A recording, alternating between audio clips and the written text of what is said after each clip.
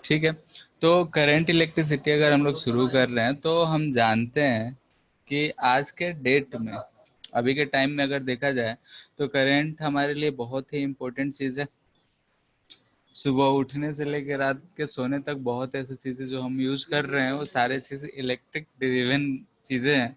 जैसे सुबह उठ के चाय बनाना हो, केटल हो, या फिर टोस्टर हो, कुछ भी हो, जैसे हम लोग यूज करते हैं, सारा चीज़ इलेक्ट्रिक बेस्ड ही आ गया है। आजकल इंडक्शन आ गया है, वो भी इलेक्ट्रिक करंट पे ही है।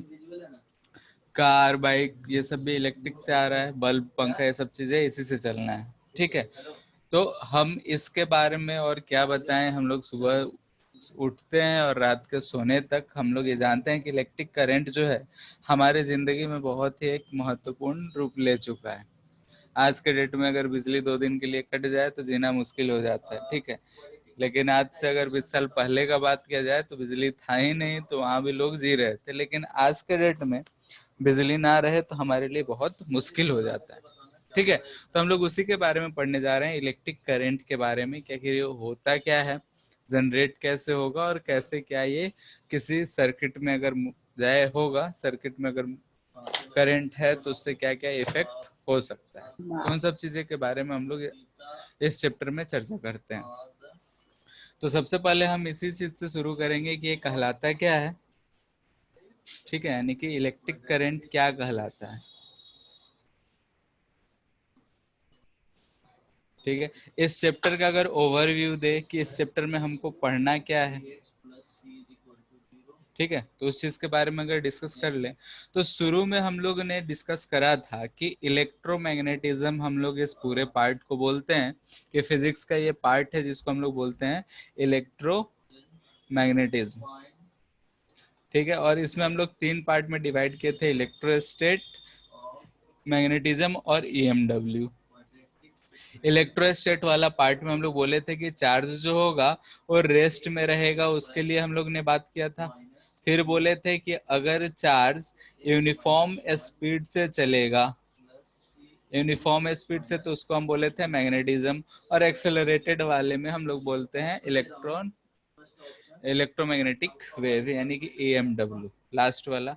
तो पहले जितना भी चीज देखे अभी हम लोग, यानी कि इलेक्ट्रिक फील्ड देखे, इलेक्ट्रिक पोटेंशियल देखे, या फिर कैपेसिटर देखे, सब में हम लोग स्टेडी स्टेट में बात कर रहे थे। और चार्ज को हम लोगों ने रेस्ट पे माना था। इलेक्ट्रिक करंट जो है हमारा, ये एक ऐसा टॉपिक है जिसमें चार्ज मूव करेगा, और मूव करने से क्या चीज हो रहा है उसके बारे में देखेंगे। इसके जस्ट नेक्स्ट चैप्टर जो पढ़ेंगे उसमें इफेक्ट के बारे में देखेंगे कि अगर किसी भी वायर कंडक्टर में चार्ज मूव कर रहा है तो उससे क्या क्या इफेक्ट हो सकता है, और उसको बोलते हैं मैग्नेटिक इफेक्ट ऑफ करंट। ठीक है, और लास्ट में फिर देखते हैं एसी और डीसी सर्किट, कि एसी कैसे जनरेट होता है, एसी सर्किट क्या होता है, एसी सोर्स क्या होता है, डीसी सोर्स क्या होता है। और फिर जब एक्सेलरेटेड होगा तब देखेंगे। तो अब आते हैं इस चैप्टर में। तो इस चैप्टर में हमारा चार्ज जो होगा मूव कर रहा होगा, और चार्ज अगर यूनिफॉर्मली मूव करेगा, यानी किसी भी वायर के थ्रू मूव करेगा, तो इसमें हम लोग को पढ़ना है इलेक्ट्रिक करंट, सबसे पहले पढ़ेंगे। फिर करंट डेंसिटी पढ़ते हैं, उसके बाद ड्रिफ्ट वेलोसिटी पढ़ते हैं, फिर कनेक्शन पढ़ते हैं, फिर जूल सिटिंग लॉ पढ़ते हैं। ठीक है, और इसी में कुछ कुछ वेरिएशंस आते रहते हैं। तो इन सब चीज़ों के बारे में हम लोग को इसमें पढ़ना है, तो एक एक करके सारे चीज़ पढ़ेंगे। तो फिलहाल हम शुरू कर रहे हैं इलेक्ट्रिक करंट से, कि हम इसे क्या कहेंगे। तो इसको समझने के लिए हम छोटा सा एक कहानी सुना रहे हैं। ठीक है, कि जैसे कि अगर हम मान ले कि हमारे पास एक कोई कंडक्टर का ऐसा पार्ट, कंडक्टर बोले तो मेटल या कुछ भी है, इसका एक पार्ट है और ये इसका एक क्रॉस सेक्शनल एरिया है। ठीक है, अब हम जानते हैं कि अगर ये कोई कंडक्टर है तो कंडक्टर्स में बहुत सारे फ्री इलेक्ट्रॉन्स होते हैं, यानी बहुत सारे चार्जेस होते हैं जो फ्री मूव करने की क्षमता रखते हैं, यानी कि एक तरफ से दूसरी तरफ वो आराम से फ्रीली मूव कर सकते हैं। तो अगर हम बोल रहे हैं कि ये कोई एक एरिया गिवन है, और इस एरिया से ऐसा मान लेते हैं कुछ चार्जेस जो है वो पास कर रहे हैं, क्यू चार्ज पास किया और किसी टाइम टी में पास किया, तो हम लोग करंट जो डिफाइन करेंगे, इलेक्ट्रिक करंट, जिसको हम आई से रिप्रेजेंट करते हैं, आई हम बोलते हैं कि चार्ज अपॉन टाइम। ठीक है, यानी कि अगर ये कंडक्टर है तो कंडक्टर में अगर किसी भी एक क्रॉस सेक्शनल एरिया है, इस एरिया से टी टाइम में अगर कोई चार्ज q पास करा है तो हम करंट डिफाइन करेंगे q बाई टी। और इसको अगर ध्यान से देखें तो ये क्या लिखा हुआ है, rate of flow of charge. ठीक है, ये क्या लिखा हुआ है, rate of flow of charge, यानी कि चार्ज किस रेट से फ्लो कर रहा है वही चीज हमको दे रखा है। ठीक है, अगर टी टाइम सफिशियंट है तो इसको हम लोग एवरेज बोल देते हैं और इसको ऐसा लिख लेते हैं और इसको हम बोल रहे हैं कि ये है एवरेज करंट। ठीक है, ये 10th में जो हम लोग पढ़े थे वही सेम टू सेम है कि आई बराबर क्यू बाई टी होता है, rate of flow of charge को करंट बोलते हैं। लेकिन हम इसी चीज को बोले कि इफ टी जो है टेंस टू जीरो, तो ऐसे को हम लोग क्या लिखते हैं कि limit delta T tends to zero delta Q by delta T. और इस चीज को हम बोलते हैं आई। और इस चीज को जब, हेलो, अब लिमिट तो हो गया है, बोलो। Yes sir. ठीक है, तो लिमिट इसका मतलब समझ में आता है कि limit delta T tends to zero है, यानी कि डेल्टा टी समय जो है वो बहुत जीरो है। और इस चीज को हम लोग D Q by D T लिखते हैं। और ये जब छोटे से समय के लिए है, चेंज के लिए है, तो हम लोग इसको बोलते हैं इंस्टेंटेनियस, यानी कि ये जो करंट आया इंस्टेंटेनियस करंट, यानी किसी भी इंस्टेंट का बात हो रहा है तो इसको हम लोग बोल रहे हैं कि इंस्टेंटेनियस करंट। ठीक है, तो यहाँ से हमको दिखा कि अगर हम इलेक्ट्रिक करंट कह रहे हैं तो किसी भी गिवन क्रॉस सेक्शनल एरिया से अगर कोई चार्ज पास कर रहा है डेल्टा टी टाइम में, तो हम उसको बोल रहे हैं कि क्यू बाई टी है, करंट है, और आई इक्वल टू इतना हो। अगर हम यूनिट्स का बात करें, ठीक है, पॉइंट्स, पहला एसआई यूनिट क्या होगा, बोलो क्या होगा, एम्पियर, जिसको क्या लिखते हैं, ए से लिखते हैं। और याद करो कि अगर 11th में पढ़े होगे फर्स्ट चैप्टर, तो वहां पे था फंडामेंटल यूनिट्स। फंडामेंटल यूनिट्स में ये एक यूनिट हुआ करता था, यानी हम बोल सकते हैं one of the fundamental unit है ये। ठीक है, कौन से, कितने फंडामेंटल यूनिट हुआ करते थे, 7 थे। ठीक है, याद भी होगा कौन कौन से थे, उसमें से एक जो था वो एम्पियर था। ठीक है, और उस समय बताया भी गया होगा कि 7 में से 6 से सामना हमको करना पड़ेगा। कौन कौन से, तो मास, लेंथ, टाइम, टेम्परेचर, मोल और ये एम्पियर, इन 6 से सामना करना पड़ा है। और एक जो था कैंडेला, उससे हमको सामना नहीं करना पड़ेगा, यानी को हम लोग नहीं पढ़ते हैं। सेकेंड, ये क्वांटिटी कैसा है, बोलो। करंट ऐसा चीज तो है नहीं कि एकदम नया चीज है, ये जो है हमको पहले भी दर्शन हो चुका है 10th क्लास में, तो इतना तो बात सर हम, टेंसर क्वांटिटी। हाँ। देख, अगर मान लेते हैं इधर से ये 3 आ रहा है, इधर से 4 आ रहा है, तो इधर से कितना जाएगा, अगर ये 90 डिग्री पे है तो रिजल्टेंट जो होता है वो 5 होता है वेक्टर सम की तरह, लेकिन इसमें जो आएगा ये 7 एम्पियर जाएगा। तो हमको यहाँ से क्या दिख रहा है कि मैग्नीट्यूड भी है, डायरेक्शन भी है। ठीक है, करंट में मैग्नीट्यूड भी है, डायरेक्शन भी है, लेकिन यहाँ से हमको क्या दिख रहा है कि does not follow vector law of addition. ठीक है, वेक्टर लॉ ऑफ एडिशन को ये फॉलो नहीं कर रहा है। दो वेक्टर अगर 90 डिग्री पे होता तो उसका सम अगर 3 5 है तो 3 और 4 है तो 5 आना चाहिए था, लेकिन इसमें 7 आ रहा है, यानी कि वेक्टर लॉ ऑफ एडिशन को फॉलो नहीं करता है। मैग्नीट्यूड भी है और डायरेक्शन भी है, तो इसलिए हम बोलेंगे कि इट इज टेंसर क्वांटिटी।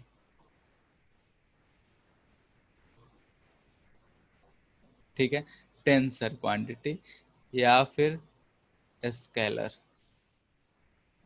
ठीक है, तो स्केलर के लिए कंडीशन है, अगर हमको क्वेश्चन में पूछ दिया करंट कैसा क्वांटिटी है, ऑप्शन में अगर टेंसर भी है स्केलर भी है तो टेंसर पे टिक लगाएंगे, और अगर टेंसर नहीं है स्केलर है तो स्केलर पे टिक लगाएंगे। ठीक है, तो जो हमारा करंट होता है वो स्केलर क्वांटिटी होता है और टेंसर क्वांटिटी कह सकते हैं। ठीक है, टेंसर क्वांटिटी जो एक्चुअली में हमारे सिलेबस में नहीं है, इसलिए हो सकता है कि वो ऑप्शन में ना रहे। तो जब ऑप्शन में टेंसर नहीं रहेगा तब हम स्केलर लगाएंगे, और टेंसर और स्केलर दोनों रहेगा तो अब हम टेंसर लगाएंगे। बात क्लियर है? तो यहाँ से हम बोल रहे हैं कि इसका एसआई यूनिट एम्पियर है, और ये एक स्केलर क्वांटिटी है, तो स्केलर क्वांटिटी है तो स्केलर क्वांटिटी को हम लोग डायरेक्टली सम कर लेते हैं। ठीक है, यानी 3 है 4 है तो ये 7 हो जाएगा। हाँ, इसका मैग्नीट्यूड के साथ साथ डायरेक्शन भी इम्पोर्टेंस रखता है, इसलिए हम इसको टेंसर क्वांटिटी कह सकते हैं। थर्ड पॉइंट, मान लेते हैं कि हमारे पास ऐसा कोई एक क्रॉस सेक्शन है,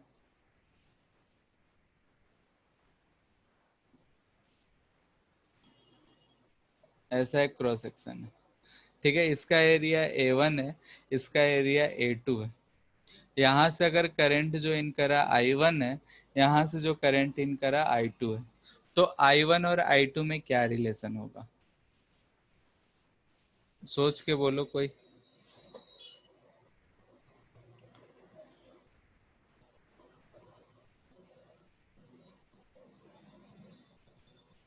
एनीवन?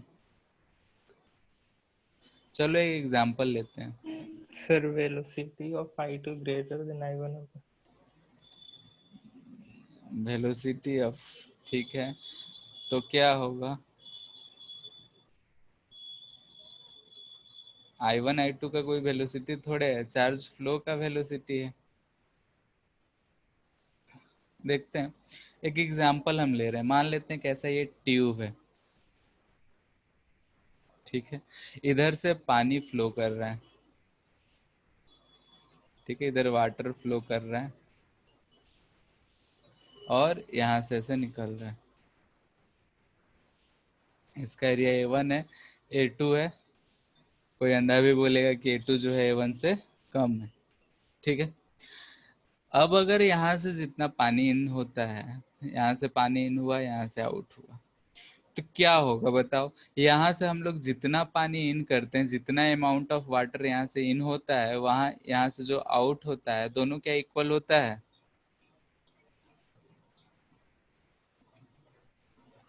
इन जो है वो आउट के बराबर होता है। यस। ठीक है, और इसी से हम लोग एक इक्वेशन निकाले थे A1 V1, हम उतना इक्वल मतलब ज़्यादा डिटेल में नहीं जाते हैं। A1 V1 equal to A2 V2, जिसको हम बोलते हैं इक्वेशन ऑफ कंटिन्यूटी। ठीक है, और यहाँ से बोला बोला गया था कि एरिया जहाँ पे ज़्यादा है वहाँ पे पानी का स्पीड कम होगा, और एरिया जहाँ कम है वहाँ पे स्पीड ज़्यादा होगा। यानी कि हम यहाँ का वेलोसिटी V1 बोल रहे हैं और यहाँ का स्पीड V2 बोल रहे हैं। तो यहाँ पे पानी जो होगा धीरे धीरे इन कर रहा है, लेकिन यहाँ तेजी से इन कर रहा है। और ऐसा क्यों हो रहा है? क्योंकि अमाउंट ऑफ वाटर जितना इनसाइड गया उतना ही आउट हुआ। रीजन क्या दिया गया था? सोचो कि अगर यहाँ से पानी 10 लीटर अंदर गया और यहाँ से 5 लीटर ही बाहर आया, तो बीच में यहाँ 5 लीटर अटक गया होगा। बात समझ आ रहा है?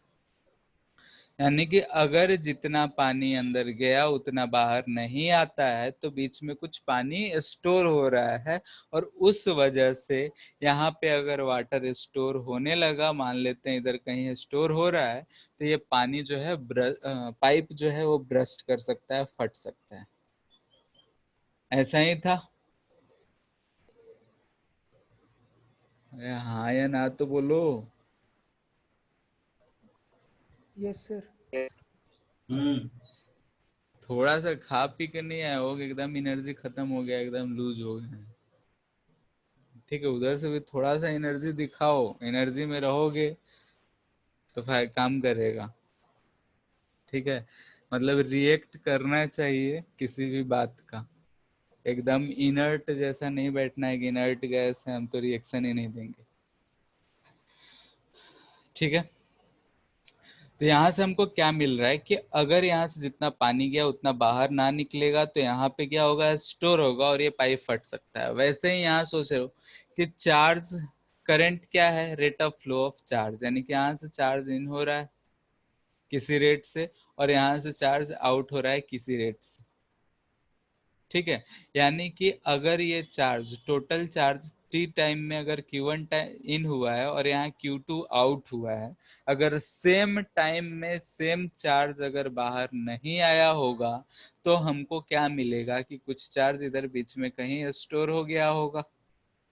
ठीक है, यानी कि अगर हम सेम टाइम लें for delta T time, if Q1 is not equal to Q2, ठीक है, अगर हम डेल्टा टी टाइम के लिए बात कर रहे हैं और Q1 जो है Q2 के बराबर नहीं है, तब क्या होगा कि ये इम्प्लाई करता है कि some charge get stored inside conductor. ठीक है, सम चार्ज जो है इसके अंदर में ऐसा स्टोर हो जा रहा है। अगर ऐसा है तो अगर चार्ज इधर बीच में स्टोर होगा तो यहाँ उसका डेंसिटी बढ़ेगा, कोलिजन बढ़ेगा और इसके कारण हीट बढ़ेगा, यानी कि हम बोलेंगे कि यहाँ से कि कोलिजन बढ़ जाएगा। कोलिजन बढ़ रहा है यानी कि हीट बढ़ेगा और हीट बढ़ने से जो कंडक्टर है वो हमारा मेल्ट हो सकता है, यानी कि ब्रस्ट कर सकता है, जैसे कि वाटर के केस में। ठीक है, तो ऐसा होता नहीं है, यानी कि ये चीज जो है ऐसा, ये जो हम एज्यूम कर रखे हैं ऐसा होता नहीं है। तो होगा क्या कि सेम टाइम अगर लें तो ये चार्ज Q1 और Q2 जो होगा वो दोनों आपस में बराबर होगा। यानी यहाँ से हम जो Q2 लिए हैं और Q1 जो लिए हैं ये दोनों बराबर होगा, यानी कि ऐसा ये जो है होता नहीं है। ठीक है, ऐसा होता नहीं है, तो हम क्या बोलेंगे कि इम्प्लाइज डेट कि Q1 जो होगा वो Q2 के बराबर होगा। ठीक है, Q1 Q2 के बराबर होगा, सेम टाइम ले रखे हैं, यानी कि इससे हम बोल सकते हैं कि जितना करंट इन हुआ है वो I2 के बराबर होगा, यानी कि I1 जो होगा दोनों सरफेसेस पे सेम होगा। यानी कि इससे हमको क्या समझ में आ रहा है कि ऐसा अगर कोई कंडक्टर दे दे, कैसा भी क्रॉस सेक्शन रहे, यहाँ से I1 बोले, यहाँ I2 बोले, यहाँ I3 बोले, हर जगह क्या होगा, I1 equal to I2 equal to I3।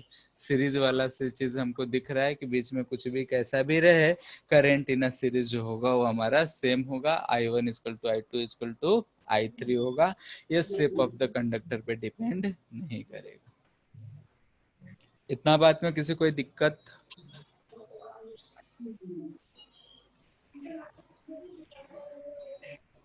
No बोल सर। लो। No sir. ठीक, तो ये चीज हमको समझ में आया कि करंट क्या होता है। तो किसी भी rate of flow of charge को हम लोग करंट बोलते हैं, और इसमें दो तरह का होता है, एक तो इंस्टेंटेनियस करंट और एक एवरेज करंट। ठीक है, एसआई यूनिट एम्पियर होता है, एसआई यूनिट एम्पियर होता है, ये टेंसर क्वांटिटी होता है या फिर स्केलर कह सकते हैं, और कंडक्टर के शेप पे इसका फ्लो डिपेंड नहीं करता है, कैसा भी शेप रहे, अगर करंट जितना इन हुआ है उतना ही आउट हो। अब जितना पढ़े उससे रिलेटेड एक दो क्वेश्चंस कर लेते हैं। 10th क्लास में जो क्वेश्चंस किए थे हम वैसे क्वेश्चन नहीं दे रहे हैं कि आई चार्ज गया, मतलब मान लेते हैं कि 10 कूलम चार्ज पास किया 5 सेकंड में तो कितना करंट हुआ, वो सब चीजें हम नहीं दे रहे हैं। हम ऐसे दे रहे हैं कि मान लेते हैं Q जो है 2t² प्लस टी है। ठीक है, तो बोल रहा है कि फाइंड करंट पहला इन 2 second, second eight 2 second.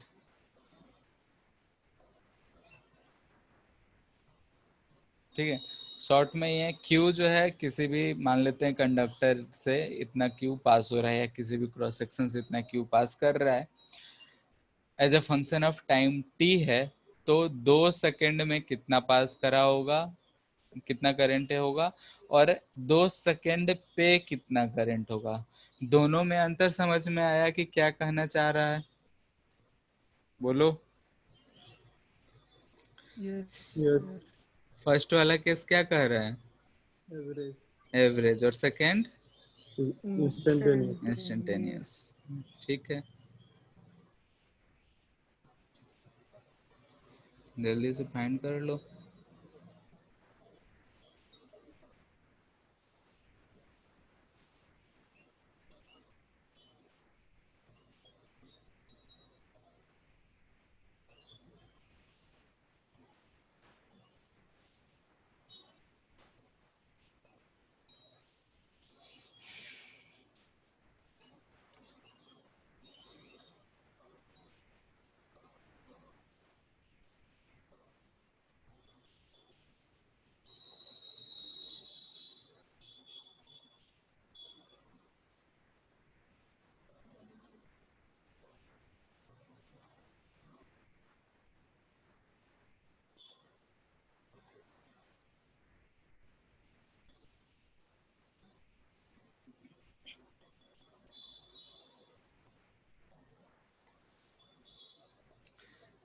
First को अगर हम सॉल्व करेंगे तो q at T equal to 0 निकालेंगे तो 0 आ रहा है, q at T equal to 2 second निकालेंगे तो यह आ रहा है 10 कूलम। 10। 10। तो I जो है एवरेज लिखेंगे तो ये लिखेंगे delta Q by delta T, तो डेल्टा क्यू आ जा रहा है 10 और डेल्टा टी 2 यानी कि 5 एम्पियर।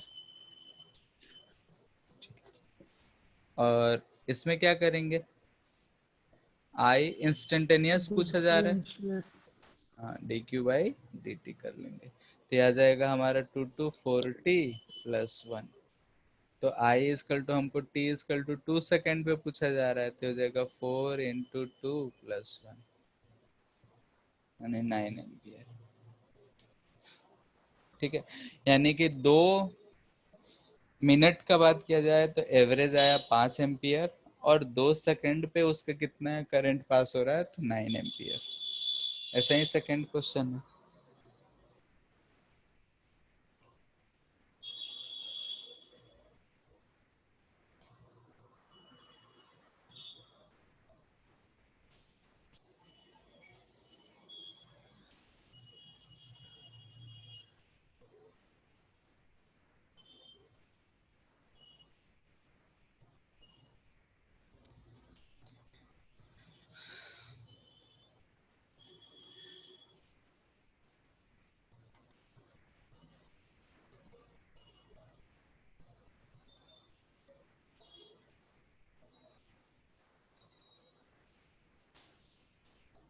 क्या हो जाएगा बोलो, 2t² by 2 plus T,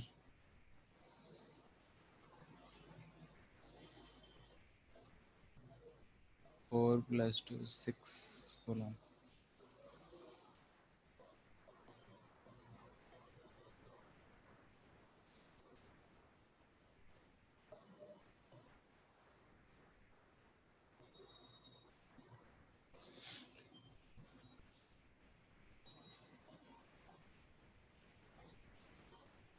1/e का वैल्यू यही आता है 6.25 इंटू 10⁻18, तो हम उसको डायरेक्ट यूज कर लिए, यानी कि जो टोटल नंबर ऑफ इलेक्ट्रॉन्स होंगे वो इतने आएंगे।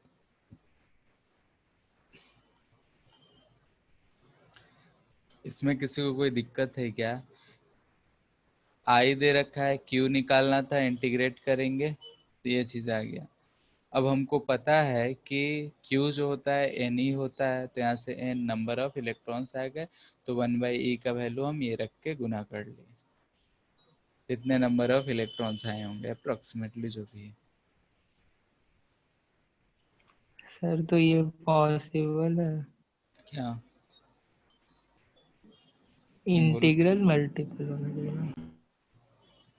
अच्छा इंटीग्रल मल्टीपल होना चाहिए, ठीक है। और ये इंटीग्रल मल्टीपल नहीं है, बताओ। ये 10 का पावर अच्छा 18 है, इसको क्यों भूल जा रहे हो।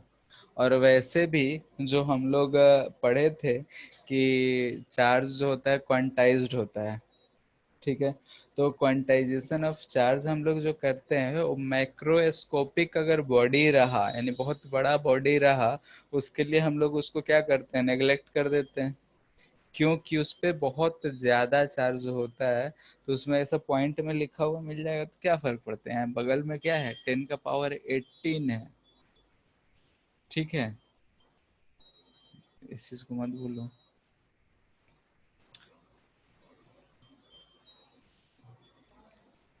ठीक है, अब हम लोग यहाँ पे देख रहे हैं कि अगर कोई भी चार्ज है पास कर रहा है किसी भी कंडक्टर से तो करंट ये कहला रहा है। तो उसी से रिलेटेड एक और टर्म कहा जाता है, वो है करंट डेंसिटी, ठीक है, जिसको हम लोग जे से लिखते हैं और ये वेक्टर क्वांटिटी होता है, ठीक है।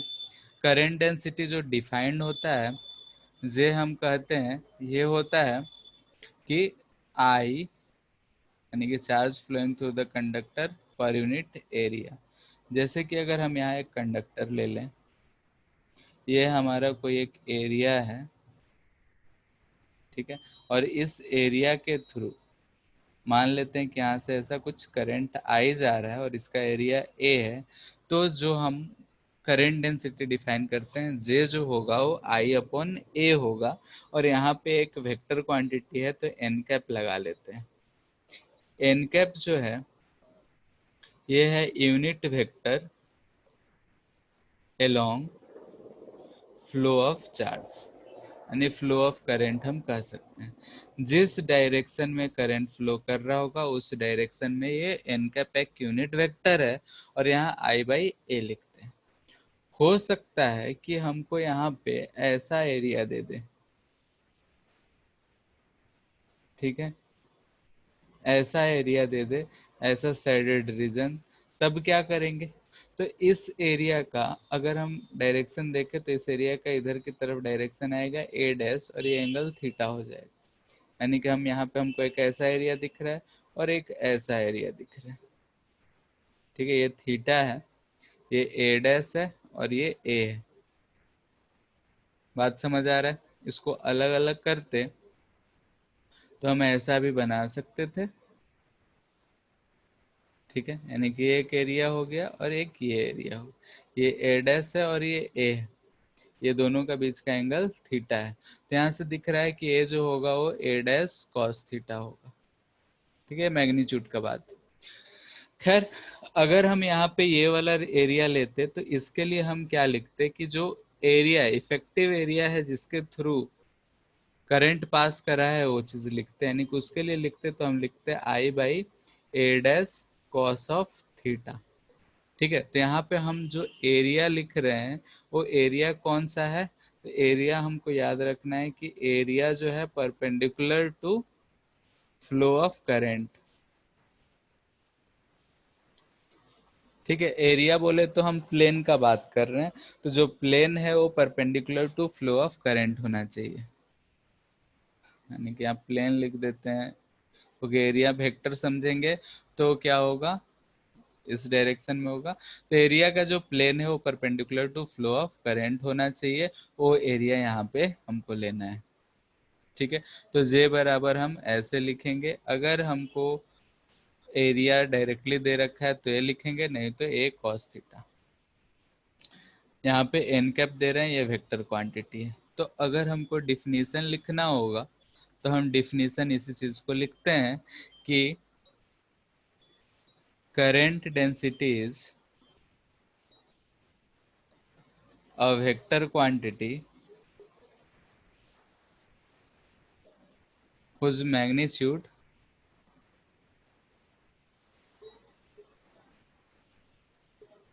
is current per unit area and direction is in the flow of electric current. Direction ठीक है, जिधर इलेक्ट्रिक करंट का डायरेक्शन का फ्लो होगा उधर डायरेक्शन होगा, और इसका जो मैग्नीट्यूड होगा वो चार्ज करंट पर यूनिट एरिया हो। अब यहाँ हमको दिख रहा है कि J जो है वो I/A है, तो यहाँ नोट करने वाला बात ये है कि J जो है I/A है, और जब हम यहाँ A लिखें तो यहाँ पे हम इसको स्केलर बोलेंगे, ठीक है, ये स्केलर क्वांटिटी A लिए हैं, ठीक है, क्योंकि वेक्टर 1 कोई भी वेक्टर ऐसा दिख जाए तो ये एब्सर्ड वैल्यू होता है, मैथ में ये एग्जिस्ट नहीं करता है, तो वेक्टर कभी भी हमारा नीचे नहीं हो सकता। बट आई इक्वल टू अगर हमको लिखना होगा तो हम J cos थीटा लिख रहे हैं, यानी एक तरीके से यहाँ पे हम वेक्टर फॉर्म में लिखते हैं, J वेक्टर है, एरिया भी वेक्टर है, तो हम इसको J.A बोल सकते हैं। तो यहाँ पे हम जब A यूज कर रहे हैं, सिर्फ A का बात कर रहे हैं, तो यहाँ जो A है वो वेक्टर है, यहाँ जो A है स्केलर है, यानी कि एरिया जो है एक ही फॉर्मूले में एक बार स्केलर यूज हो रहा है और एक बार वेक्टर यूज हो रहा है, ठीक है। तो एरिया में इसीलिए हम पहले ही बोले थे जब हम लोग गॉस लॉ पढ़ने वाले थे, तो एरिया को वेक्टर की तरह भी ट्रीट किया जाता है और स्केलर की तरह भी ट्रीट किया जाता है। तो जब हम ऐसे लिखेंगे तो J.A लिखेंगे, और ये जो हमारा आ रहा है I आ रहा है, ये यहाँ से भी दिख रहा है कि ये स्केलर होगा, और J.A ऐसा एक क्वांटिटी आ रहा है, तो इसको हम लोग कभी कभी करंट फ्लक्स भी बोल देते हैं, यानी इलेक्ट्रिक करंट को इलेक्ट्रिक करंट फ्लक्स भी बोला जा सकता है, ठीक है। वो बहुत कम जगहों पे यूज होता है, इसलिए हम उसको लिखा नहीं रहे हैं, लेकिन अगर कहीं दिख जाए कि इलेक्ट्रिक करंट फ्लक्स, तो ये जो करंट है इसी को इलेक्ट्रिक करंट फ्लक्स कहा जाता है।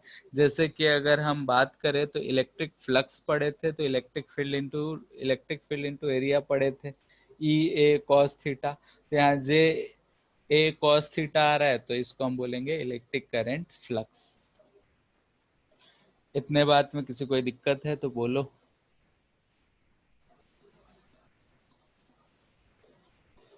करंट नहीं सर, डेंसिटी में किसी कोई दिक्कत? नहीं सर। ठीक है, तो ये हमारा छोटा सा टॉपिक करंट डेंसिटी है, आगे फिर आएगा, फिलहाल हम लोग सिर्फ क्या क्या होता है वही जान रहे हैं, ठीक है। इसके बाद हम लोग एक 10th क्लास में पढ़े थे ओम्स लॉ, ठीक है। ओम्स लॉ, ये भी हम सिर्फ इंट्रोडक्शन ही दे रहे हैं, इसके डिटेल आगे हम चल के दूसरा फॉर्मेट भी पढ़ेंगे, फिलहाल जो 10th में पढ़े थे वही चीज हम पढ़ रहे हैं। तो ओम्स लॉ, ये ओम्स लॉ क्या होता है? तो ओम्स लॉ क्या होता है कि अगर हम मान लेते हैं कि हमारे पास कोई एक कंडक्टर दे रखा है, ठीक है, कंडक्टर के अक्रॉस में अगर हम कोई पोटेंशियल डिफरेंस लगाएं, यानी कि अगर कोई बैटरी ऐसा लगा ले V है, तो हम बोलेंगे कि इसके क्रॉस भी पोटेंशियल डिफरेंस जो क्रिएट हो गया वो V हो गया, और इसमें से कुछ करंट आई जा रहा है, ठीक है। तो ओम्स लॉ कहते हैं कि ये जो V है वो डायरेक्टली प्रोपोर्शनल टू I होगा, और V इक्वल टू हम लिख सकते हैं I इंटू R, ठीक है। और R को हम बोल रहे हैं ये कांस्टेंट है, और जिसको बोलते हैं हम लोग रेजिस्टेंस, ठीक है। और लिख सकते हैं V/I जो है यहाँ से कांस्टेंट होगा और इक्वल टू R, ठीक है, ये अच्छे से हम लिख सकते हैं, इसी को बोलते हैं हम लोग ओम्स लॉ। अच्छा, ओम्स लॉ का स्टेटमेंट क्या सबको याद है? ओम्स लॉ क्या कहता है स्टेटमेंट, बोलो कोई भी। डेविड,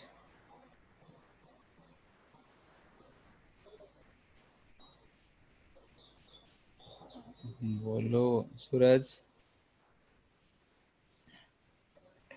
सर क्या, potential difference is directly proportional to current.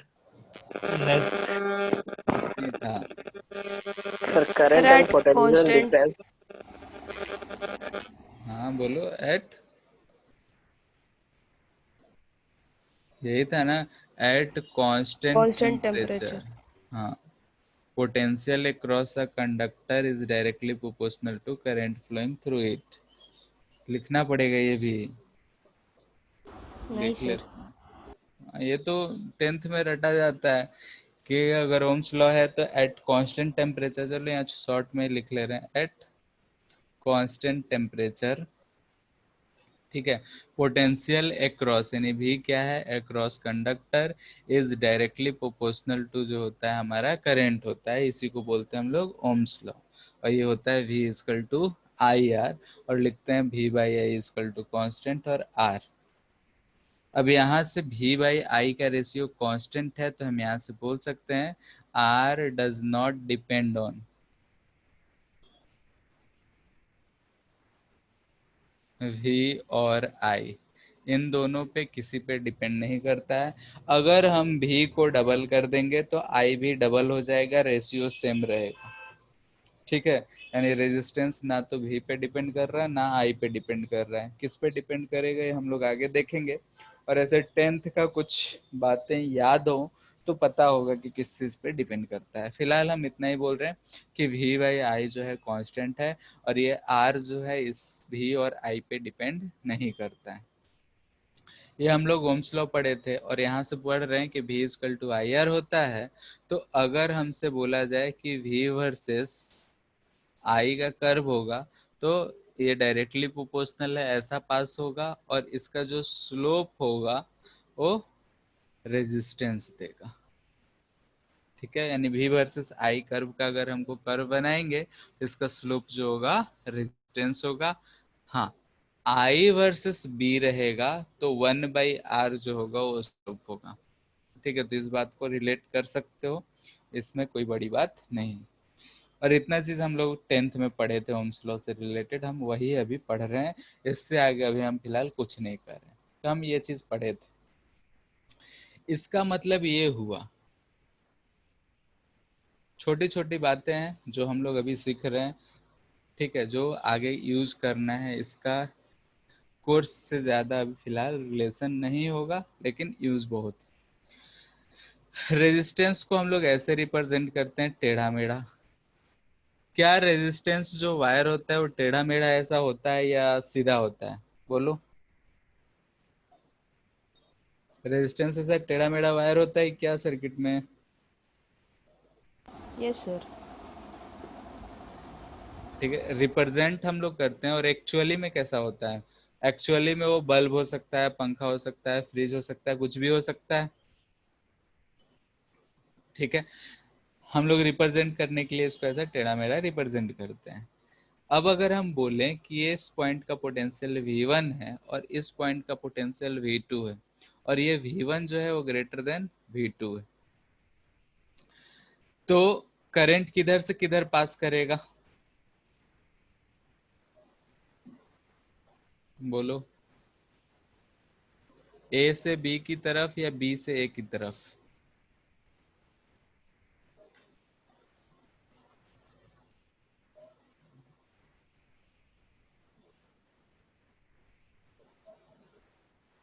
ये हम सोचे थे कि सबको याद होगा। सर ए से बी की तरफ। क्या होता है, करंट हायर पोटेंशियल से लोअर पोटेंशियल की तरफ जाएगा, और इसको हम ओम्स लॉ से लिखेंगे तो लिखेंगे V1 minus V2 equal to I R, यानी पोटेंशियल डिफरेंस एक और across resistor equal to I R होगा। ये फिलहाल हम ये चीज उम्मीद कर रहे थे कि सबको पता होगा कि कन्वेंशनल डायरेक्शन ऑफ करंट क्या होता है, ठीक है। तो कन्वेंशनल डायरेक्शन ऑफ करंट क्या लेते हैं, तो पहला, in the direction of flow of positive charge, ठीक है। पहला लेते हैं in the direction of flow of positive charge, जो कि पॉजिटिव चार्ज कहाँ से कहाँ पास होता है, तो हायर, पॉजिटिव चार्ज जो मूव करता है वो हायर पोटेंशियल से लोअर पोटेंशियल की तरफ मूव करता है। तो करंट का डायरेक्शन भी हम क्या मानेंगे, higher potential to lower potential. Second, opposite to the direction of flow of negative charge. अगर हम निगेटिव चार्ज ले रहे हैं तो उसका अपोजिट डायरेक्शन में, और निगेटिव चार्ज जो हम जानते हैं ये किधर मूव करता है, तो लोअर पोटेंशियल से हायर पोटेंशियल। ठीक है, यानी कि जो हमारा कन्वेंशनल डायरेक्शन जो है वो है हायर पोटेंशियल से लोअर पोटेंशियल की तरफ। तो यहाँ पे हम V1 को हाई माने हैं, V2 को लो माने हैं, तो करंट का डायरेक्शन इधर होगा, और V1 माइनस V2 जो लिखेंगे हम I इंटू R लिखेंगे। ठीक है, अगर हमको ऐसा कुछ दिया रहा, ठीक है, ये 10 ओम है, यहाँ का पोटेंशियल 2 वोल्ट है। अगर हमको यहाँ का पोटेंशियल x पूछा जाए और बोला जाए करंट यहाँ I जो जा रहा है 1 एम्पियर जा रहा है, तो x क्या होगा?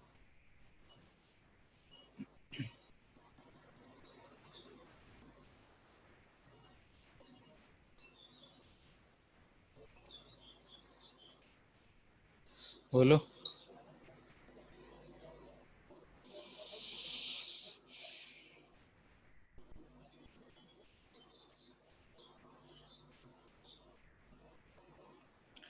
x क्या होगा?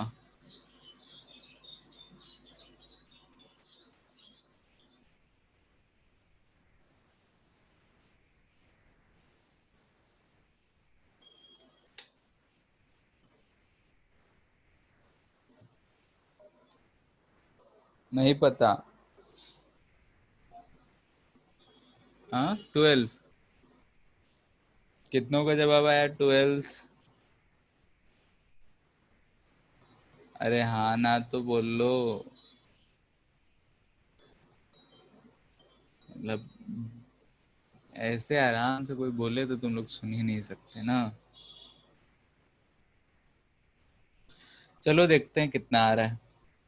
ध्यान से देखो तो ये हमारा 2 वोल्ट है, करंट इधर से इधर जा रहा है, यानी कि ये 2 वोल्ट x से हायर पोटेंशियल पे होगा, यानी ये हायर होगा और ये लोअर पोटेंशियल होगा।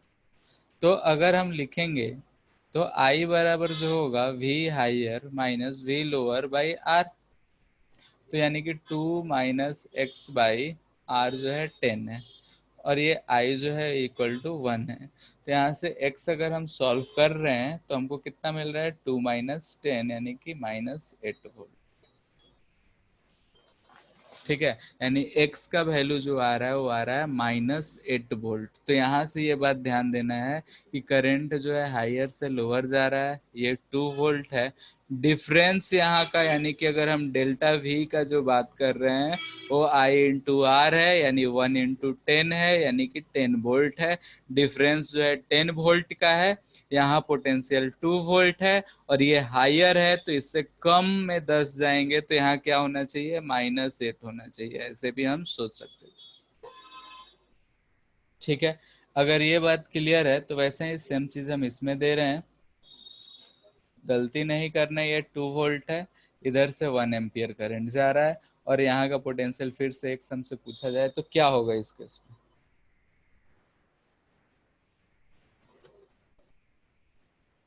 बोलो। 12 हो जाएगा। 12 हो जाएगा, क्योंकि हाँ। इसके क्रॉस का पोटेंशियल डेल्टा V क्या हो जाएगा, 10 वोल्ट। और इस केस में दिख रहा है ये हमको हायर होगा और ये लोअर होगा। लोअर में 2 है तो कितना में हम 2 घटाएंगे, 10 मिलेगा, तो 12 में घटाएंगे तो ये हमको 12 वोल्ट मिल जाएगा। तो ये बात ध्यान रखना है कि जो हम ओम्स लॉ में भी लिखते हैं वो क्या है, potential difference across the resistor है, और वो ऐसे लिखाएगा। दूसरा बात, अगर हमको बैटरी दे रखा है, ठीक है, बैटरी दे रखा है, तो बैटरी हम लोग जानते हैं कि ऐसे रिप्रेजेंट करते हैं, ये हमारा हायर पोटेंशियल और ये हमारा लोअर पोटेंशियल। ठीक है, और इस बैटरी का काम क्या होता है तो वो चीज़ हम समझ रहे हैं। तो फिलहाल हम पोटेंशियल डिफरेंस का बात कर रहे हैं कि यहाँ पे ये जो है हायर पोटेंशियल पे है, ये लोअर पोटेंशियल पे, हम बोल रहे हैं कि 8 वोल्ट का बैटरी है। अगर हमसे कहा जाए कि यहाँ का पोटेंशियल 2 वोल्ट है तो यहाँ का पोटेंशियल एक्स क्या होगा? ठीक है, छोटा छोटा बात है।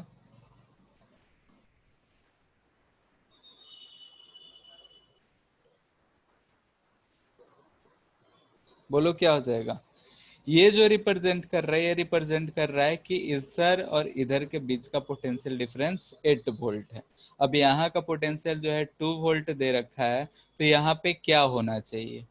ठीक है, तो यहाँ से हम जब आ रहे हैं तो लोअर पोटेंशियल है, ये हाइयर है, और हाइयर माइनस लोअर दे रहा है 8 है, तो ये कितना होना चाहिए बोलो? 10 वोल्ट। ठीक है, यहाँ पे अगर ये 0 है तो ये क्या होना चाहिए? डिफरेंस 8 है, ये हाइयर पे है तो 8 वोल्ट होना चाहिए। बात समझ आ रहा है?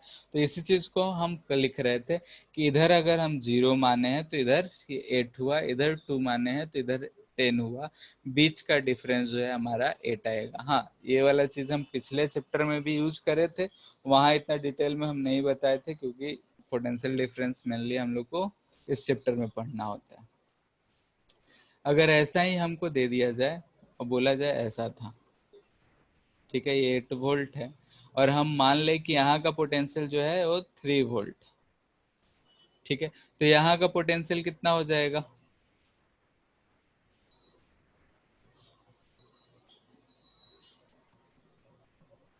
बोलो जल्दी से। -5 -5। ठीक है, सबको बात क्लियर है? अगर किसी को भी नहीं आ रहा है तो पूछ लो, क्योंकि पिछले चैप्टर में हम लोग केवीएल केसीएल उतना यूज नहीं करे थे, इसमें हम लोग करेंगे ज्यादा, इसलिए उस समय हमको ये सारी चीजें डिसाइड करने आना चाहिए कि हाँ ये डिफरेंस कितना होगा, क्या होगा सर्किट सॉल्व करने के लिए। तो यहाँ पे ये हमारा 3 वोल्ट है, तो ये 8 वोल्ट है, ये हाइयर दिख रहा है, ये लोअर दिख रहा है, तो हम 8 डिफरेंस लाने के लिए -5 और ये 3 होगा, तो यहाँ से 8 वोल्ट आ जाएगा। तो ये आया हमारा डिफरेंस के केस में। नाउ अगेन, ये हमारा एक कंडक्टर है, हम इसको अगर ऐसे किसी वायर से बैटरी से कनेक्ट करते हैं, इस वायर को हम लोग क्या बोलते हैं बोलो? Connecting wire. कनेक्टिंग वायर है, इसका रेजिस्टेंस कितना लेते हैं हम लोग बोलो? सर्किट में कभी भी कनेक्टिंग वायर होगा तो इसका रेजिस्टेंस हम लोग 0 मानते हैं, ठीक है। रियली में किसी भी वायर का रेजिस्टेंस 0 नहीं होता है, लेकिन हम लोग थ्योरेटिकली सॉल्व करने के लिए इसका रेजिस्टेंस जो है वो 0 मान लेते हैं। ये अगर हमारा V वोल्ट, तो मान लेते हैं कि यही हमारे पास वायर है, ये क्या है? कनेक्टिंग वायर है। अगर यहाँ का पोटेंशियल V1 है, यहाँ का पोटेंशियल V2 है, तो इसमें से करंट अगर कुछ आई है तो V1 माइनस अगर V2 लिख रहे हैं तो IR लिखेंगे, और चूंकि रेजिस्टेंस 0 है तो ये 0, यानी कि V1 इक्वल टू V2। ठीक है, यानी कि अगर हमारे पास कोई कनेक्टिंग वायर होगा तो उसके हर पॉइंट का पोटेंशियल सेम होगा। इसका मतलब ये नहीं है कि करंट 0 होगा, करंट जो होगा वो नॉन जीरो है। अगर सर्किट कंप्लीट है तो हाँ, उसका रेजिस्टेंस हम अप्रोक्सीमेटली 0 मानते हैं, तो V1 अप्रोक्सीमेटली V2 होगा। और यही रीजन है कि अगर हम यहाँ का पोटेंशियल 0 बोलते हैं तो यहाँ का भी 0 बोलेंगे, यहाँ का भी 0 बोलेंगे, और इसके बीच का डिफरेंस भी है, तो यहाँ का अगर हम भी बोल रहे हैं तो ये भी V होगा, ये भी होगा। ये बात क्लियर है? यानी कि अगर हम कनेक्टिंग वायर ले रखे हैं तो उसका रेजिस्टेंस को अगर हम 0 मान रहे हैं तब हम उसके हर पॉइंट पे पोटेंशियल सेम मान सकते हैं। ठीक है, अभी ये सारी चीजें जितना भी देख रहे हैं सब छोटी छोटी बातें हैं, ठीक है, डायरेक्टली इससे हमको कोई लेना देना नहीं रहता है। हाँ, किसी दूसरे टर्म में ये हमको यूज देता है सपोर्टिंग चीज। अगर हम इतना बात समझ गए तो अब थोड़ा सा वर्किंग ऑफ बैट। क्या हुआ? किसी पॉइंट में दिक्कत है क्या? बोलो।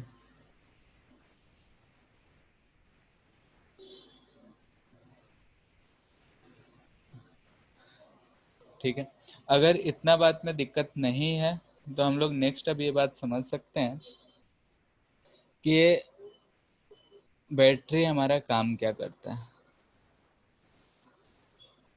मान लेते हैं कि हमारा ये कंडक्टर है,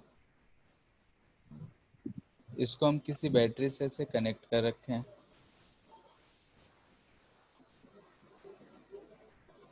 ठीक है, यहाँ पे इसका पोटेंशियल 0, इसका पोटेंशियल V हम मान रहे हैं, तो यहाँ पे भी, यहाँ पे 0। तो यहाँ से हमको पता चल रहा है कि इधर की तरफ एक इलेक्ट्रिक फील्ड इसमें जनरेट हो गया होगा। ठीक है, क्योंकि ये हायर पोटेंशियल है, ये लोअर पोटेंशियल है, इलेक्ट्रिक फील्ड हायर पोटेंशियल से लोअर पोटेंशियल की तरफ जनरेट हो गया। ठीक है, अगर ऐसा हुआ है तो यहाँ से E प्लस अगर हम कोई पॉजिट्रॉन माने, पॉजिटिव चार्ज माने, तो इस E प्लस के पास इस पोजीशन पे अगर हम देखें तो E इंटू वी, हम जानते हैं कि एनर्जी जो होता है Q इंटू वी होता है। ठीक है, ये एनर्जी होता है। तो हमको क्या दिख रहा है कि अगर इस A पॉइंट को देख रहे हैं तो A पॉइंट पे इस चार्ज के पास एनर्जी जो है वो Q इंटू वी है, यानी E इंटू वी है। और जैसे यहाँ B पोजीशन पे गया तो यहाँ का एनर्जी इसके पास UA बोल रहे हैं, E इंटू वी, और यहाँ जब आ गया तो UB बोल रहे हैं 0। यानी कि ये जो चार्ज है इधर की तरफ मूव कर रहा है इलेक्ट्रिक फील्ड की वजह से, तो यहाँ से यहाँ तक आने में वो सारा का सारा एनर्जी लूज कर गया। अब एनर्जी लूज करा, यानी कि यहाँ पे जब इलेक्ट्रॉन जो आया या पॉजिट्रॉन हम माने हैं, तो इस पॉजिट्रॉन के पास एनर्जी नहीं होगा और वो यहाँ तक आया होगा। अब यहाँ बैटरी में क्या हो रहा है, तो ध्यान से देखो, ये हमारा प्लस था, ये माइनस था, इसमें इलेक्ट्रिक फील्ड इधर से इधर होगा और ये पॉजिटिव वाला यहाँ पे आ चुका है। अब इलेक्ट्रिक फील्ड इधर से इधर, तो ये खुद ब खुद यहाँ से नहीं जा सकता है। यहाँ से यहाँ ले जाने के लिए इसको बैटरी जो है फोर्स लगाना पड़ेगा।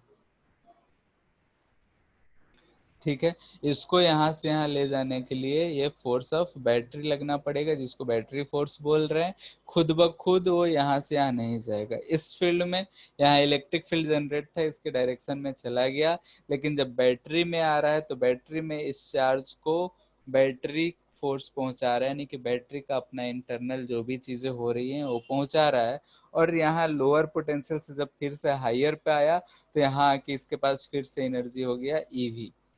यानी कि इसमें हम देखें तो इसके पास यहाँ तो एनर्जी 0 था, लेकिन यहाँ जैसे है इसके पास एनर्जी फिर से ईवी, और ये फिर से इधर चलता गया, फिर यहाँ एनर्जी लूज करा, फिर एनर्जी गेन करा, और यही सिलसिला चलता रहता है।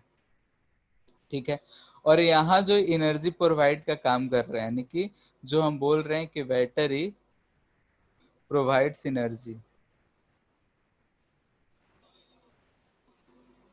To charge. ठीक है, चार्ज को जो एनर्जी प्रोवाइड कर रहा है, ये किसके थ्रू कर रहा है, तो केमिकल रिएक्शन के थ्रू। ठीक है, केमिकल रिएक्शन के थ्रू कर रहा है, और ये चीज हम लोग इलेक्ट्रोकेमिस्ट्री में पढ़ते हैं, तो हम उस पर ज्यादा नहीं जाएंगे। ठीक है, इलेक्ट्रोकेमिस्ट्री हो गया है क्या तुम लोग का? नो बोलो, सर। नहीं हुआ नहीं है? सर। पता नहीं, मेडिकल वालों का शायद हो गया है। नर्स्ट इक्वेशन ये सब नहीं हुआ है? No sir. ठीक है, होगा तो उसमें डेनियल सेल, रिवर्सिबल सेल, पता नहीं क्या क्या सेल पढ़ाए जाते हैं। तो वही चीज़ है कि कैसे एनर्जी प्रोवाइड होता है, तो केमिकल रिएक्शंस के थ्रू होता है। थोड़ा बहुत पता होगा, तो इलेक्ट्रोलाइट होता है, H2SO4 आयंस होते हैं, क्या क्या होता है हमको भी उतना नहीं याद है। ठीक है, नस्ट इक्वेशन एक याद है कि हाँ, इसमें हम लोग नस्ट इक्वेशन यूज करते थे। तो क्या होता है, यहाँ तक बात समझ में आया कि जो इलेक्ट्रॉन है या फिर पॉजिट्रॉन हम मान रहे हैं, तो पॉजिट्रॉन जो है यहाँ से यहाँ तक जाने में एनर्जी लूज कर रहा है, फिर से ये बैटरी के पास आ रहा है, यानी कि यहाँ अपना एनर्जी सब कुछ लूज कर गया, फिर आया यहाँ पे बैटरी से भीख मांगा।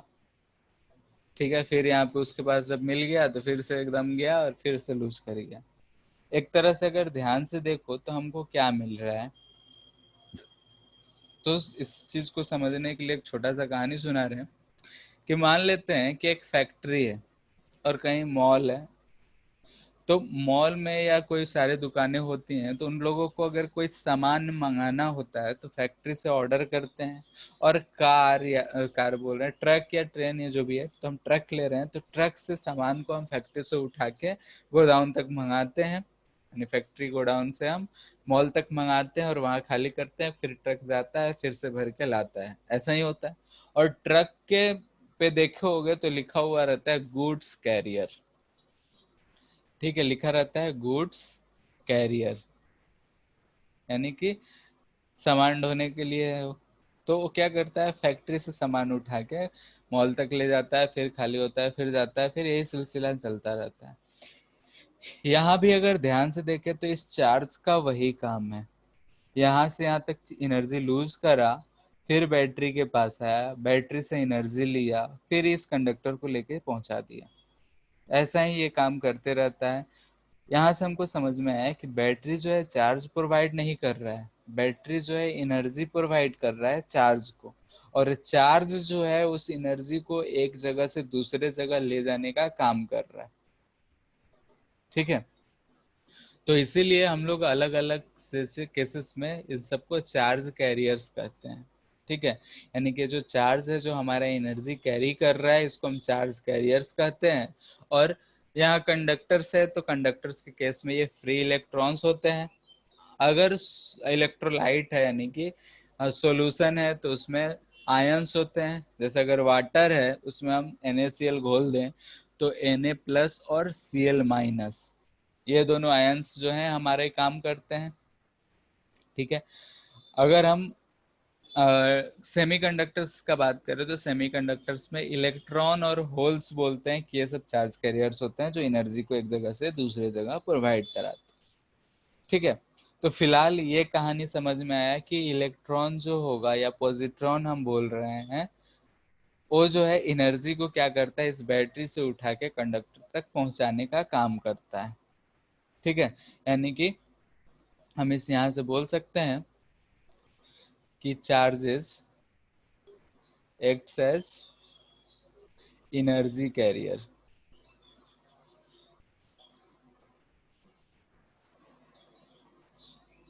ठीक है, फ्रॉम बैटरी टू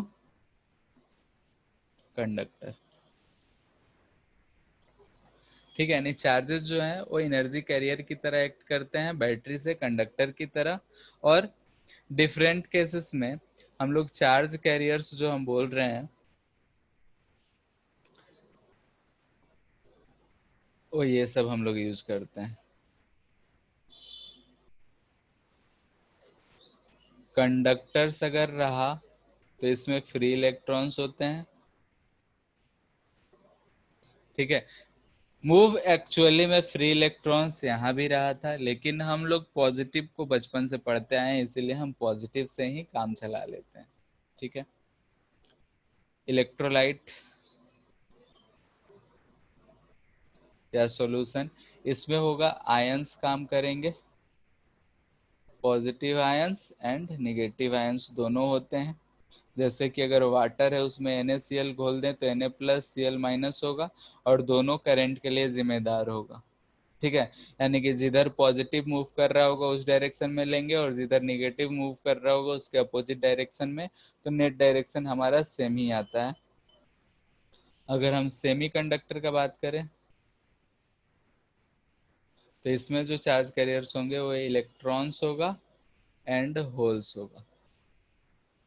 ठीक है, होल्स के बारे में हम लोग सेमीकंडक्टर में पढ़ेंगे, फिलहाल हम डिस्कस नहीं कर रहे हैं। ठीक है, तो ये सारे चीजें जो होंगे हमारे चार्ज कैरियर्स होंगे, यानी अलग अलग केसेस में अलग अलग चीजें होती हैं। यहाँ से हमको समझ में आया कि अगर कंडक्टर है तो कंडक्टर में ये कैरियर कैसे काम करता है, यानी कि इलेक्ट्रॉन या पॉजिट्रॉन जो भी चार्जेस है वो किस तरीके से चार्ज को यहाँ से यहाँ उठा के ले जाता है। बैटरी से हमको समझ में आ रहा है बैटरी जो है सोर्स ऑफ एनर्जी है, जो कि एनर्जी प्रोवाइड कर रहा है एज अ फैक्ट्री या गोडाउन काम कर रहा है, जहाँ से चार्ज आ रहा है और एनर्जी उठा के इस कंडक्टर के पास ले जा रहा है। सिमिलर ऐसे भी समझ सकते हो कि अगर हमको छत पे रखा टंकी भरना है तो हमको एक एक्स्ट्रा एनर्जी लगाना पड़ता है और उसके लिए हम लोग मोटर यूज कर लेते हैं। वैसे ही ये बैटरी जो है ये भी वैसा ही यूज हो रहा है, यानी कि इसके अंदर अगर हमको एनर्जी प्रोवाइड कराना है तो हमको बैटरी यूज करना पड़ रहा है। तो इतना बात हम लोग समझे कि अगर ऐसा सिचुएशंस रहा तो क्या क्या हो सकती हैं और क्या नहीं हो सकता, यानी कि करंट क्या होगा, करंट डेंसिटी क्या होगा, और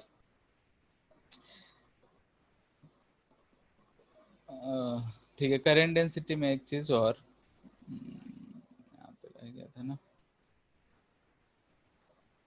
ठीक है चलो नीचे ही नोट करके लिखा देते हैं।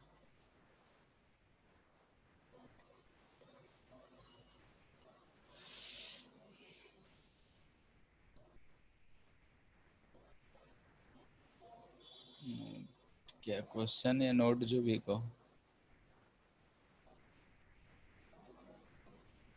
ऐसा हमारा था सिचुएशन, इसका एरिया हम A1 बोल रहे हैं, इसका हम A2 बोल रहे हैं, यहाँ से हम I1 बोल रहे हैं, J1 बोल रहे हैं, यहाँ से हम I2 बोल रहे हैं, J2 बोल रहे हैं, ठीक है। तो हम क्या देखें, यहाँ से I1 जो होगा वो I2 के बराबर होगा, तो J1 और J2 में क्या रिलेशन होगा बोलो।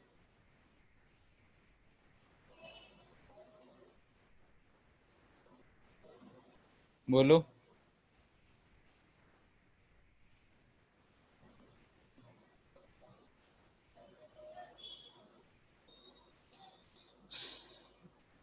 ये लिख सकते हैं हम लोग क्या,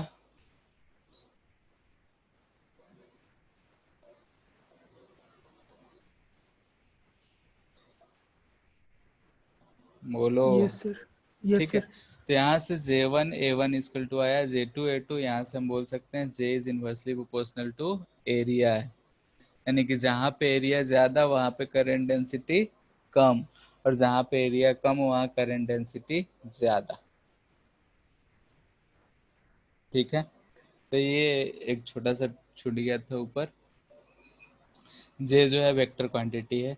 आज जितना भी हम लोग पढ़े हैं इससे मोस्टली जो रिलेटेड आता है इसमें जे ए में क्या दे देगा कि जे दे देगा, एरिया दे देगा, ये सारी चीज पूछेगा। ये सारे चीजें जो हम लोग पढ़े हैं ये सारा चीज जो है हमारा जनरल है, यानी कि जो हम पहले से भी जानते हैं बहुत सारी चीजें, नया ज्यादा कुछ में। एक करंट डेंसिटी पढ़े हैं और ये आगे फिर से आने वाला है डिटेल में कि क्या आएगा वैल्यू कंडक्टर ये सब के बेसिस पे। ओम्स लॉ भी वैसे ही होगा और करंट ही होगा, ठीक है। अब मेरा 2-3 सवाल है। पहला सवाल ये है, ठीक है थ्योरेटिकल है कंसेप्चुअल है तो सुनो ध्यान से और जवाब देना है कि अगर हमारे पास कोई एक रॉड है, ठीक है इतना कुछ हम पढ़ लिए हैं, इसके बाद ये सवाल पूछ रहे हैं कि हमारे पास एक रॉड है, कहीं कुछ भी कनेक्टेड नहीं है, अगर हम इसको थर्मली रखें यानी कि रूम टेम्परेचर पे रखें तो इसके अंदर जो फ्री इलेक्ट्रॉन्स हैं मूव कर रहे होंगे कि नहीं। रहे होंगे। ठीक है, सबसे पहले सवाल है कि अगर हम कोई एक रॉड है, कंडक्टर है, उसमें फ्री इलेक्ट्रॉन्स होते हैं, वो फ्री इलेक्ट्रॉन्स जो हैं रूम टेम्परेचर पे मूव कर रहे होंगे या नहीं कर रहे होंगे। चलो इसको थोड़ा सा और समझ लेते हैं कि आखिर ये फ्री इलेक्ट्रॉन्स क्या होते हैं। अच्छा, कॉपर में वैलेंस इलेक्ट्रॉन कितने होते हैं।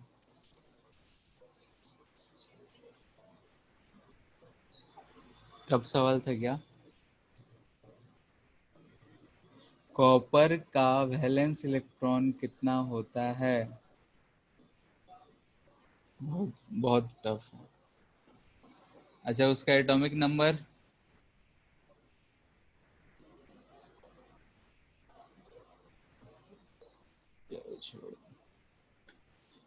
सोडियम का वैलेंस इलेक्ट्रॉन कितना होता है।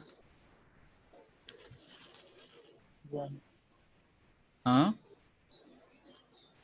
दो आवाज आ रहा है क्या। बोल लो, ये भी वन तो होता है। वन होता है। यानी सिर्फ इसलिए हम बता रहे हैं कि अगर हम सोडियम के एक एटम का इलेक्ट्रॉन वैलेंस इलेक्ट्रॉन 1 बोल रहे हैं, तो अगर हम बोलते कि 1 मोल होता, तो 1 मोल में ये 6.022 इंटू 10⁻23 इलेक्ट्रॉन्स होते, वैलेंस इलेक्ट्रॉन। और ये जो वैलेंस इलेक्ट्रॉन होते हैं वही जो होते हैं हमारे रिस्पॉन्सिबल होते हैं फ्री इलेक्ट्रॉन्स के लिए। कैसे, हम वही चीज़ समझ रहे हैं, ये हमारे टॉपिक से रिलेटेड है, लेकिन हमारे टॉपिक में यानी कि सिलेबस में नहीं है, तो बस समझने के लिए है कि आखिर होता क्या है। मान लेते हैं कि हमारे पास आयरन का टुकड़ा है, आयरन में ये हमारा कोई एटम है, इसमें जो ये वैलेंस इलेक्ट्रॉन घूम रहा था, ठीक है। इसके बगल में एक और आयरन एटम है, उसमें भी एक इलेक्ट्रॉन घूम रहा था। यहाँ एक और डस्ट पार्टिकल है, ये डस्ट है, पॉजिटिव चार्ज है। तो क्या होगा कि ये जो इलेक्ट्रॉन है वैलेंस शेल में, ये लूजली बॉन्ड है, यहाँ पे जंप मारेगा, और इसके जंप मारने से यहाँ पॉजिटिव चार्ज जनरेट होगा, और ये फिर इलेक्ट्रॉन यहाँ से इधर की तरफ जंप मार जाएगा, ठीक है। नहीं कि ये जो इलेक्ट्रॉन है इसका कोई माँ बाप नहीं है, कहने का मतलब है कि इसको घर से कोई मतलब नहीं है, जहाँ मिला वहीं पे चल दिए, ठीक है। मोदी की तरह मेरा क्या है, झोला उठाएंगे चल देंगे, वही हाल है इन लोग का भी, कि जहां इसको पॉजिटिव दिखा छलांग लगा के घर छोड़ के भाग गया, ठीक है। ये यहाँ से भागा तो यहाँ पॉजिटिव दिखा तो ये भागा। ऐसे ही इसमें बहुत सारे इलेक्ट्रॉन है और ये एक दूसरे से एक तरफ से दूसरे तरफ जंप मारते रहते हैं, ठीक है। तो अगर हम बोल रहे हैं कि ये जो इलेक्ट्रॉन जो है जंप मार रहा है, यानी कि अंदर में चार्ज का मूवमेंट हो रहा है, यानी कि यहाँ से हम बोल सकते हैं कि चार्जेस मूव्स इनसाइड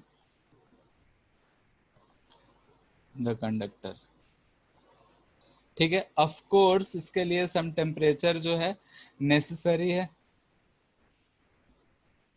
बिना टेम्परेचर के वो अपना वैलेंसी भी नहीं छोड़ पाएगा, थोड़ा सा एजिटेशन उसको चाहिए। यानी कि हम बोल रहे हैं कि अगर रूम टेम्परेचर पे है तो ये मूव करेगा, ये नहीं, ठीक है। यानी कि इलेक्ट्रॉन्स जो हैं वो कंडक्टर में फ्रीली मूव कर रहे होंगे, ठीक है। इतना बात सबको क्लियर है, हाँ या ना? यस। Yes sir. ठीक। तो ये अगर क्लियर है कि अगर हमारे पास कोई कंडक्टर है और इसमें हमारा कोई अगर चार्ज है, इलेक्ट्रॉन है, तो फ्रीली रूम टेम्परेचर पे मूव कर रहा है, नहीं रखा हुआ है तो मूव कर रहा है, ठीक है। अब इतना चीज समझ गए हो तो मेरा एक छोटा सा सवाल है ये, कि जब हम लोहे का रॉड हाथ में लेते हैं तो बिजली क्यों नहीं लगता है, करंट क्यों नहीं लगता है? हम तो बोले चार्ज मूव कर रहा है, और तब से पढ़ रहे हैं कि अगर चार्ज फ्लो है तो rate of flow of charge को हम कह रहे हैं कि करंट है। अगर वही रॉड को, अगर उसी रॉड को हम लोग किसी सॉकेट में डालेंगे तो बहुत जोर का झटका धीरे से लगेगा, लेकिन अगर हम रॉड ऐसे ही हाथ में लेके घुमा रहे हैं तब हमको करंट नहीं लग रहा है, ठीक है। कुर्सी आयरन का बना होता है, उस पर बैठते हैं, करंट नहीं लगता है, वो भी तो कंडक्टर है। बोल रहे हैं कि रूम टेम्परेचर में उसमें भी इलेक्ट्रॉन्स मूव कर रहे हैं, तो ऐसा क्यों होता है?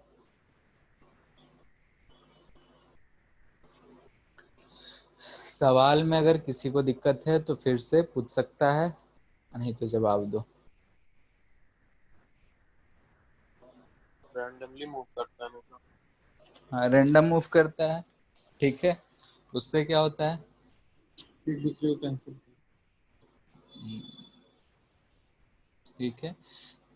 क्या है कि अगर मान लेते हैं कि एक कोई क्रॉस सेक्शनल था उस रॉड का, तो ये चार्जेस जो है रैंडम मूव करता है, किसी एक डायरेक्शन में मूव नहीं कर रहा है। यानी कि ऐसा ऐसा ऐसा हो सकता है, घूम फिर के फिर से वहीं आ जाए, कैसे भी जा रहा है, जिसको हम लोग रैंडम मोशन बोल रहे हैं, ठीक है। कुछ भी रैंडम मोशन, ठीक है। इसको ब्राउनियन मोशन भी बोलते हैं,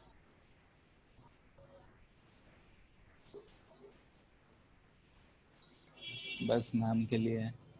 यानी कि कहने का तात्पर्य ये है कि अगर ये हमारा क्रॉस सेक्शन है तो किसी डेल्टा टी टाइम का अगर हम बात कर रहे हैं तो इधर से अगर 10 क्यू पास करा होगा तो इधर से भी 10 क्यू पास करा है, दोनों तरफ से सेम सेम चार्ज पास करा है, और इससे जो नेट फ्लो हो गया है, नेट फ्लो ऑफ चार्ज जो हो गया है वो हो गया है 0। तो नेट फ्लो ऑफ चार्ज 0, तो I बराबर 0, इस वजह से हम कहते हैं कि उसमें करंट नहीं लग रहा होगा। ठीक है, तो अगर कोई कंडक्टर है और रूम टेम्परेचर है तो रूम टेम्परेचर पे भी उसमें इलेक्ट्रॉन्स जो होंगे फ्रीली मूव कर रहे होंगे, और वो ऐसा इसलिए मूव कर रहे होंगे क्योंकि हम बोलेंगे वो टेम्परेचर है, टेम्परेचर की वजह से वो अपना हाँ, जो वैलेंस सेल है वो छोड़ के कूद सकता है अगर जरा सा भी उसको कहीं भी पॉजिटिव चार्ज दिख गया तो, जो कि हमारे जो डिफेक्ट्स होते हैं सॉलिड्स के अंदर में वो पॉजिटिव चार्ज प्रोवाइड कर देते हैं, जो डस्ट रह जाता है वो पॉजिटिव चार्ज प्रोवाइड कर देता है। इस वजह से वो इलेक्ट्रॉन्स जंप मारते रहते हैं, और एक ऐसे हजारों मारते रहेंगे। ठीक है, तो हम ज़्यादा डिटेल में नहीं जा रहे हैं। मोल वोल में, मोल में एक पढ़े हो गए पीपी शायद कुछ होता है, मोल पर पार्ट पता नहीं क्या होता है। ठीक है, तो ऐसा हम जान रहे हैं कि संख्या बहुत ज़्यादा है, भले ही हम एक दो को रियलाइज कर रहे हैं, इसमें बहुत सारे इलेक्ट्रॉन्स फुदक रहे होंगे एक तरफ से दूसरे तरफ। अब ये जो मोशन है रैंडम है, यानी कि कुछ इधर गया तो हो सकता है कि कुछ इधर से इधर भी गया हो। तो अगर हम यहाँ कुछ एरिया ले ले तो नेट फ्लो जो हो जाता है वो 0 हो जाता है। नेट फ्लो 0 हो जाता है, इसलिए हम करंट को 0 मानते हैं। ठीक है, नेक्स्ट क्लास में हम लोग इसी से आगे शुरू करेंगे कि अगर नेट फ्लो 0 हो रहा है तो क्या होगा, नेट डिस्प्लेसमेंट क्या होगा, उसका कुछ वेलोसिटी आएगा तो क्या होगा। यानी कि हम ड्रिफ्ट वेलोसिटी पे चर्चा करेंगे कि ड्रिफ्ट वेलोसिटी क्या होता है, कितना होता है, और कैसे क्या होगा। फिर ड्रिफ्ट वेलोसिटी से जो करंट डेंसिटी है उसका क्या रिलेशन है, रेजिस्टेंस क्या आता है, इन सब चीज़ों पे हम लोग चर्चा करेंगे। आज इतना ही रहने देते हैं। बेसिक बेसिक चीज़ है आज, आज कोई भी एक्स्ट्रा कुछ नहीं है। मोस्टली चीज़ हम लोग पहले से भी जान रहे होंगे। ठीक है, इसमें अगर किसी कोई दिक्कत है तो बोल सकता है कहीं भी। नहीं है? ठीक है नो फिर, सर। ठीक है फिर आज एंड करते हैं।